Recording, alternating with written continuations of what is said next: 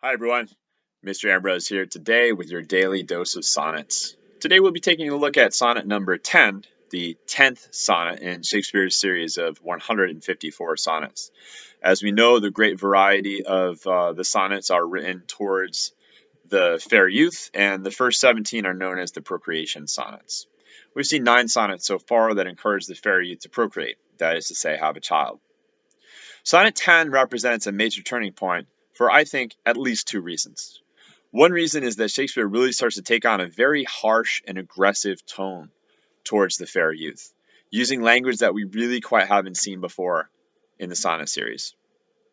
The second reason is that sonnet number 10 represents a turning point because Shakespeare starts to take a little bit of a personal interest in the fair youth.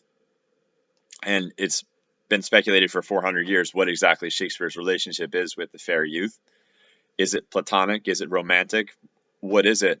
Sonnet 10 is the first time we might start to question, like, wow, Shakespeare is really taking this personal. Let's take a look at the sonnet first and read through it together, and then we'll talk a little bit more about those two things. How Shakespeare uses more harsh language than he's used before, and also how Shakespeare takes a personal interest in the fair youth. Here we are, sonnet 10. For shame deny that thou bearest love to any, who for thyself art so unprovident. Grant, if thou will, thou art beloved of many, but that thou none lovest is most evident. For thou art so possessed with murderous hate, that against thyself thou stickest not to conspire, seeking that beauteous roof to ruinate, which to repair should be thy chief desire. Ho, change thy thought that I may change my mind.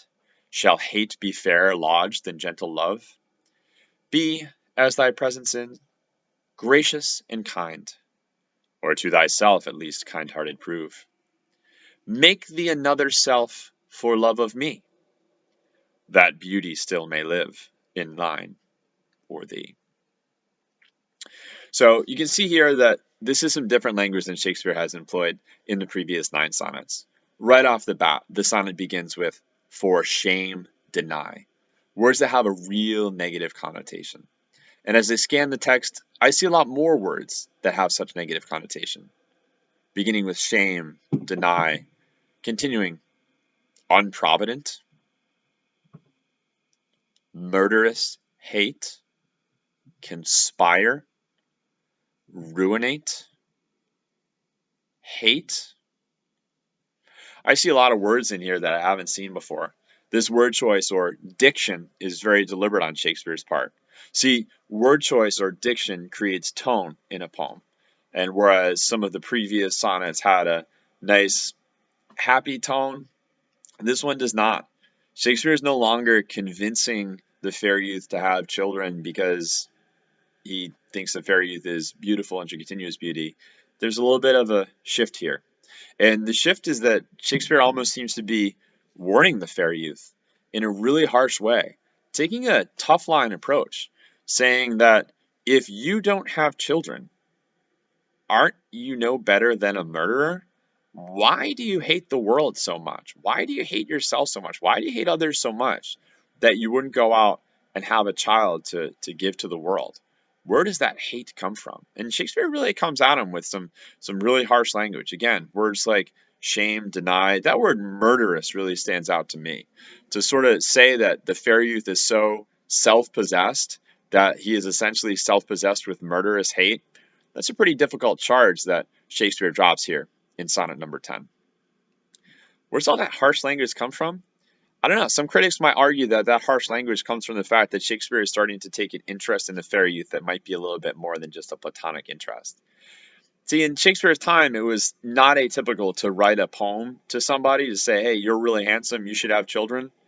That might seem odd in the 21st century for some, but in the Elizabethan time period, this was rather commonplace. But in the rhyming couplet at the end of sonnet 10, Shakespeare says, make thee another self for love of me. Have another child because you love me. I think that word me is really important. Shakespeare is placing himself front and center here in the rhyming couplet at the end. Remember, the goal of the rhyming couplet is to serve as a summary of the sonnet, but also an ironic twist.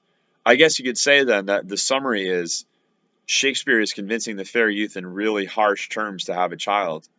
And the twist is Perhaps it's in part because Shakespeare wants him to have the child for him. So, sonnet number 10 brings up a bevy of questions that we'll address throughout the sonnet series. What is Shakespeare's relationship to the fair youth? Why does he take such a tone? But I think just in and of itself, appreciating sonnet number 10 as a unique sonnet for its harsh tone is where we want to go with tonight's assignment. For tonight, I'd like you to try to write a romantic poem, but I'd like you to use some harsh language.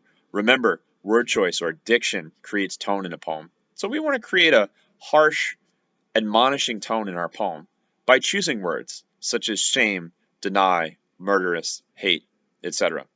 So, one strategy that you could use for this one is to brainstorm a list of words that have a negative connotation, make that sort of your word bank, and as you think about writing your poem, draw some of those negative words from your word bank and see how your word bank, full of negative diction, serves to create a harsh tone for the poem overall. I look forward to seeing what you come up with, and until next time, take care.